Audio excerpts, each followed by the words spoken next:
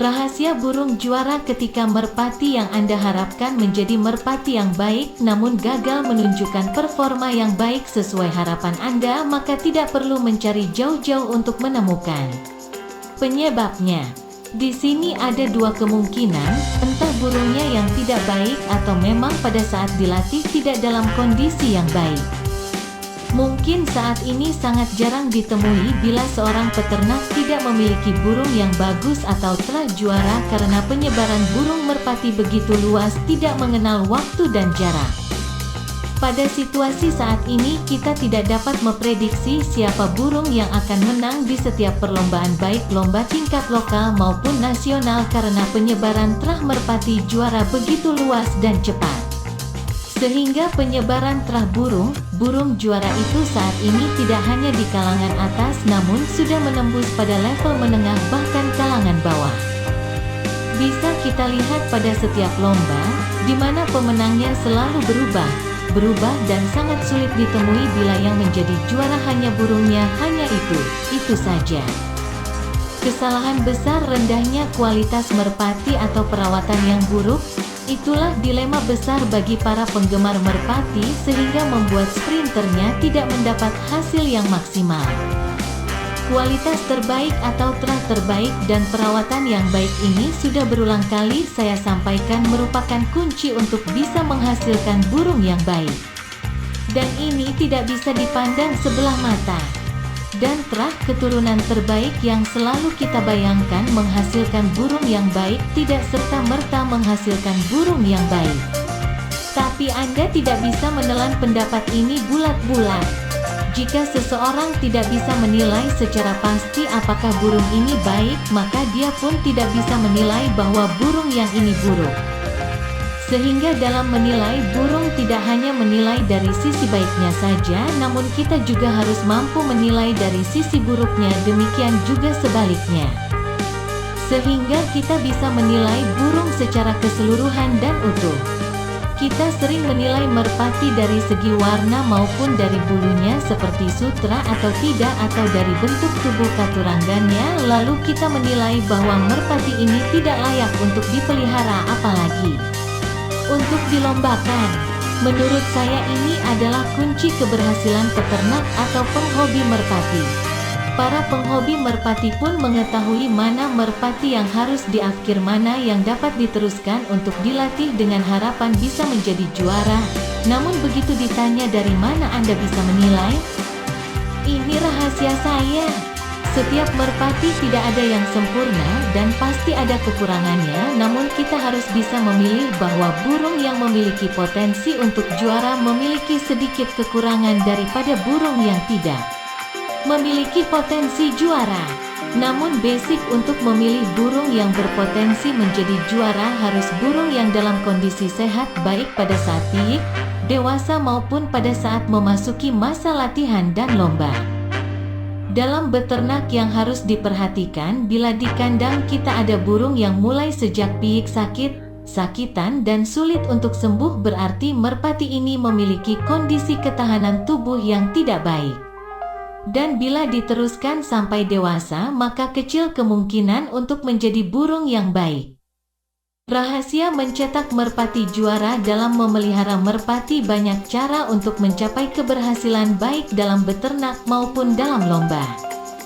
Namun semua memiliki kesamaan bahwa kita tidak boleh mentolerir terhadap burung yang terus-menerus sakit dan memerlukan pengobatan, dan kita harus memiliki asumsi bahwa burung yang memiliki prospek untuk juara harus sehat, sedang burung yang selalu sakitan tidak baik untuk dipelihara. Burung yang kita pelihara, baik sebagai breeder maupun crosser, harus memiliki kondisi kesehatan super dan boleh sakit dalam kurun waktu lama dan berhari-hari. Kesehatan pada merpati tidak datang dengan sendirinya, namun perlu perawatan yang intensif dan terus-menerus dengan pemberian vitamin, suplemen dan obat-obatan yang mendukung sangat diperlukan, dan jangan sampai terabaikan kebersihan kandang. Sangat mustahil mencetak burung juara datang dengan sendirinya tanpa melalui proses perawatan yang serius. Dalam memelihara merpati, mungkin Anda kurang memperhatikan burung yang tahan akan penyakit, perubahan iklim, bakteri dan virus. Kadang kala kita jumpai burung piyik dari terah burung terkenal dan hebat, namun piyik ini sering sakitan serta selalu memerlukan perawatan ekstra dibandingkan dengan yang lainnya.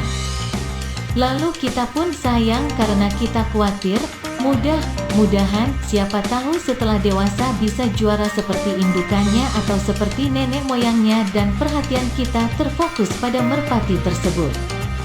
Ini adalah awal ketidakberhasilan kita dalam beternak, dalam memelihara merpati, karena burung yang lebih bagus akan tidak terawat karena perhatian kita terbagi terhadap burung yang memerlukan perhatian lebih.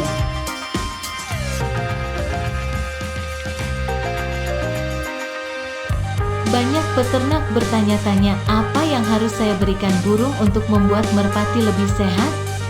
Itu pertanyaan yang tidak pas. Pertanyaan seharusnya adalah, apa yang harus saya lakukan untuk mendapatkan burung yang kuat oleh perubahan cuaca?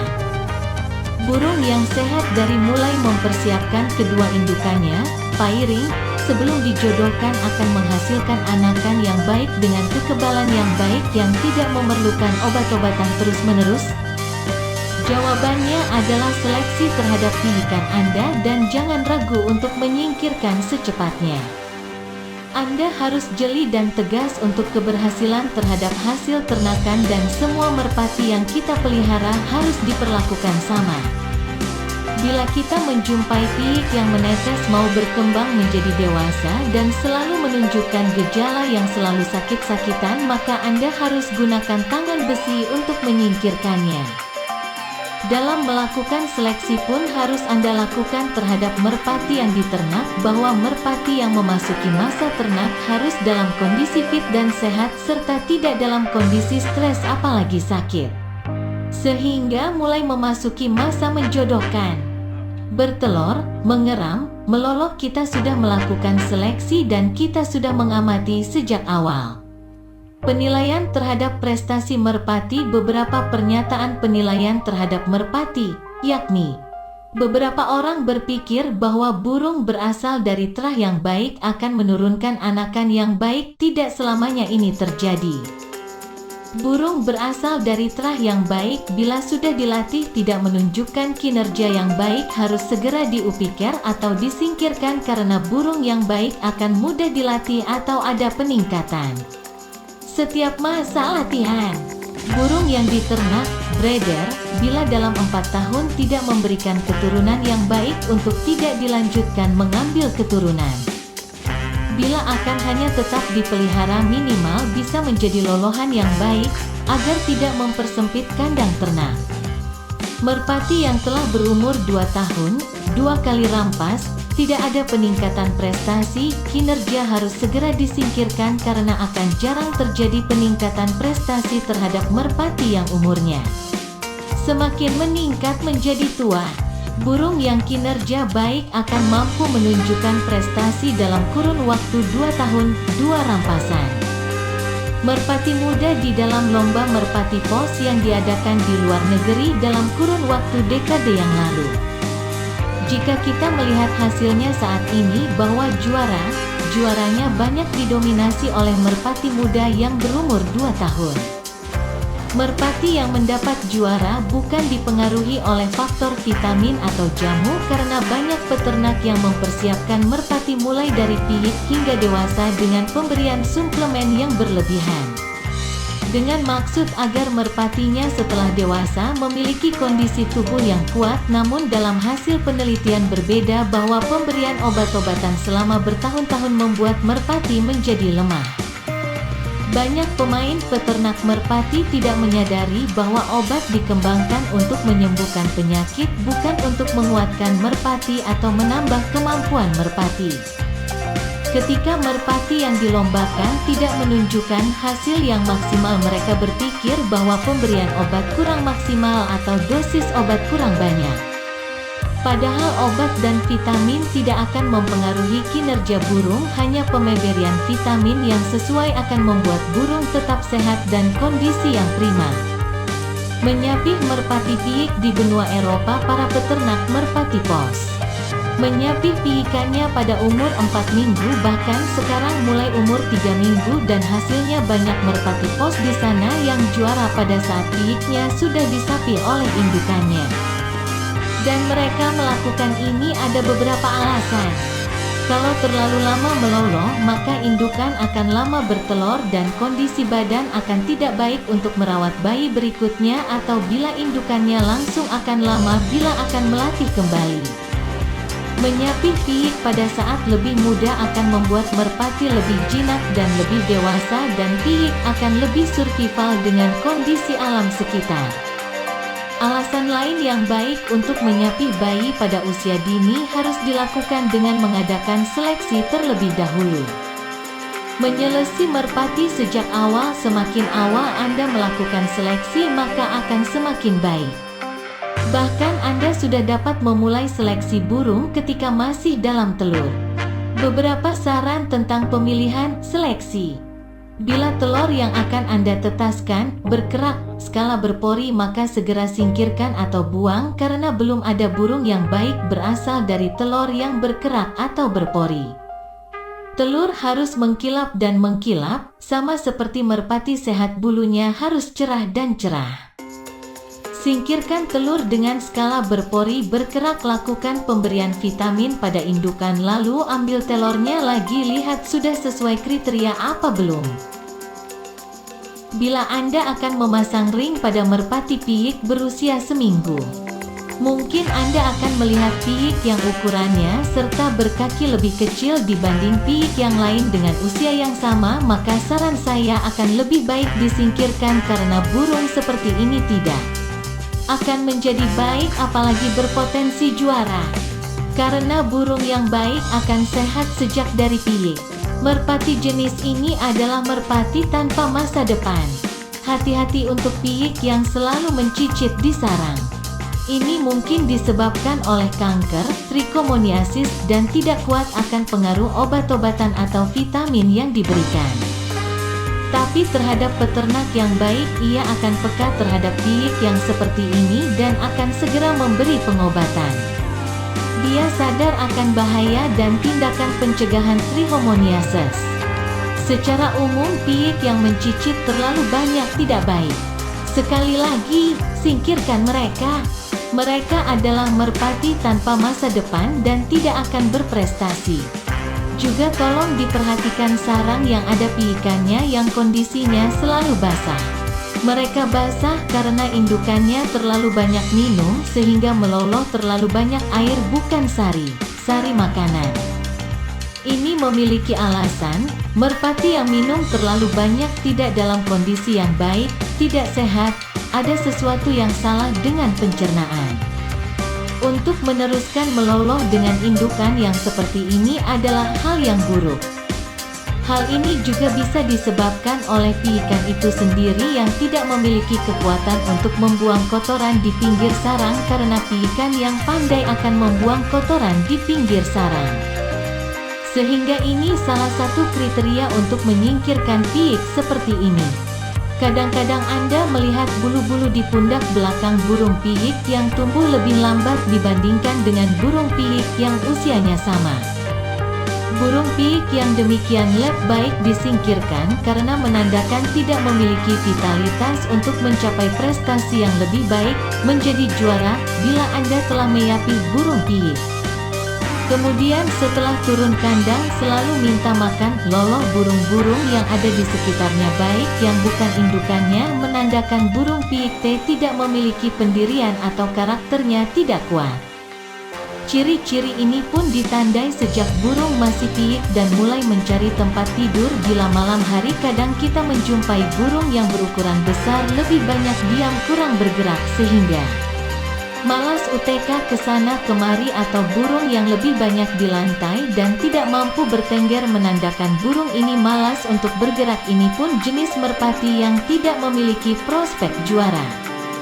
Merpati yang kuat yang memiliki prospek untuk juara akan memiliki bentuk tubuh proporsional modern, agak kecil sehingga lincah untuk bergerak bila dipegang. Kesalahan yang sulit dihilangkan hal ini.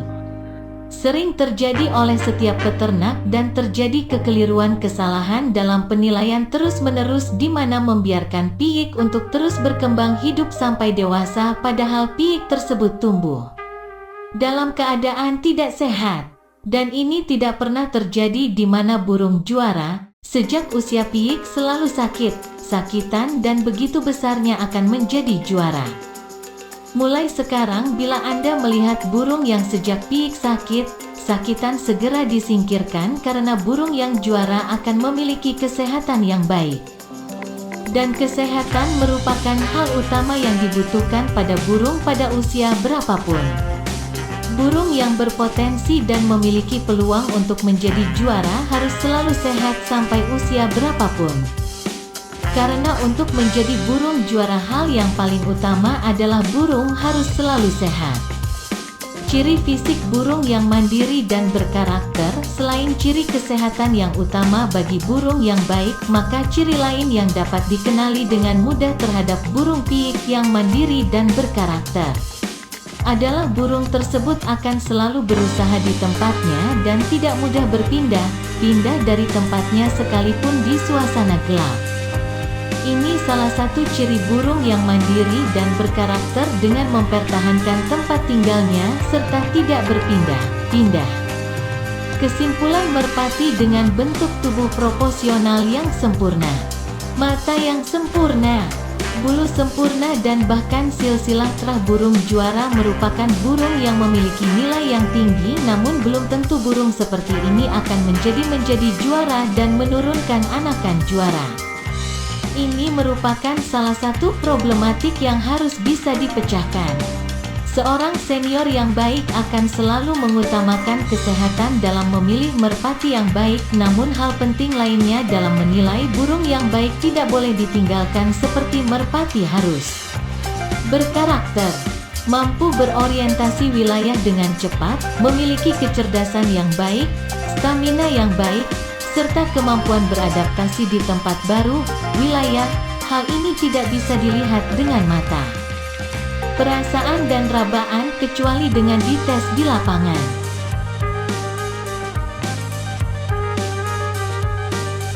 Jadi kesalahan menilai racer akan terjadi bila menyampingkan kesehatan burung tersebut karena hal utama untuk seekor racer adalah harus selalu dalam kondisi sehat.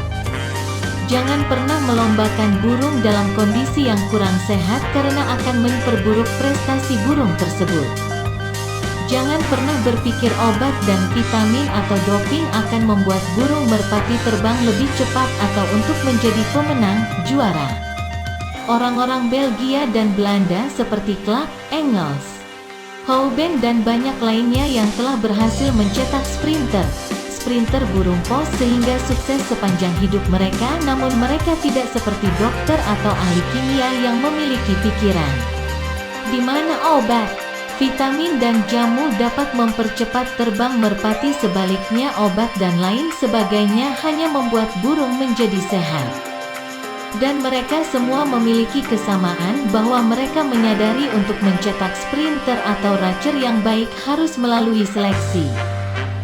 Selain hal-hal di atas yang telah disebutkan, untuk menjadi burung juara harus dilaksanakan manajemen secara benar dan tepat, lalu kontinu serta adanya hubungan yang harmonis sesama anggota tim.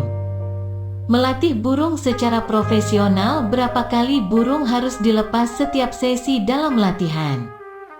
Kalau menurut saya ini kondisional, tergantung pada kondisi fisik merpati pedoman yang perlu jadi acuan setiap melatih burung. Tentunya jangan sampai burung kelelahan pada saat dilatih dan dipaksakan terbang sehingga burung trauma, sampai joki sehingga tidak kontrol dan terus dipaksakan sehingga burung rusak. Hal demikian adalah faktor penting agar merpati tidak menjadi rusak atau salah latih sehingga merusak kinerja dan mental burung. Perlu kejelian joki dalam melakukan latihan terhadap terbang burung yang dilatih karena kondisi tiap-tiap burung berbeda. Tidak mudah memang, tapi dengan kejelian dan ketekunan semua dapat dilaksanakan dengan baik. Banyak pemilik burung yang tidak pernah lihat di lapangan pada saat latihan hanya menanyakan, "Ngelatih berapa tadi?" Berapa kali terbang? Bagus gak? Ada yang disiap buat lomba atau tidak? Dengan sigap joki menjawab secara lantang, sekian bos, sip. Bagus semua. Ninggal burung? Dijawab dalam hati oleh jokinya, ya jelas ninggal kan dilepas duluan. Yang penting bos seneng, uang rokok lancar. Besok jalan-jalan ikut lomba masalah menang urusan nomor 100 atlet PON, SEA Games olahraga lari sprinter pada saat memasuki karantina training khusus. Setiap pelatih memiliki catatan masing-masing terhadap terbangnya, sehingga ia bisa mengontrol berapa menit pada sesi latihan kesekian. Sedangkan untuk merpati alangkah baiknya bila kita ingin profesional, hendaknya ada orang yang bagian mencatat terbangnya merpati, Miss, merpati A, B, C di dalam buku catatan khusus. Masing-masing merpati ada catatan tersendiri menyangkut porsi latihan guna melihat kinerja. Lembar 1, catatan mengenai merpati A. Lembar 2, catatan mengenai merpati B. Lembar 3. Catatan mengenai merpati C yang berisi section 1:1. Berapa kali terbangan 2? Jalurnya bagaimana 3? Kecepatannya seperti apa 4? Tepat betina apa 5? Tembaknya bagaimana? Section 2 maksimal sampai 4 sesi. Sehingga pemilik merpati tidak perlu tanya lagi ke joki bagaimana kinerja merpati karena ada sebagian joki yang ABS, asal bos senang saja jawabannya. Ini pun bisa mengontrol berapa kali merpati diterbangkan. Dengan demikian pemilik bisa melakukan analisa evaluasi terhadap merpati-merpati miliknya, bukan hanya percaya sepenuhnya kepada perawat dan joki serta bisa mengontrol merpati A. Besok latihan cukup sekian. Merpati B, porsinya ditambah. Dengan harapan merpati yang kita latih bisa maksimal. Demikian ulasan saya, semoga bermanfaat dan salam merpati lovers.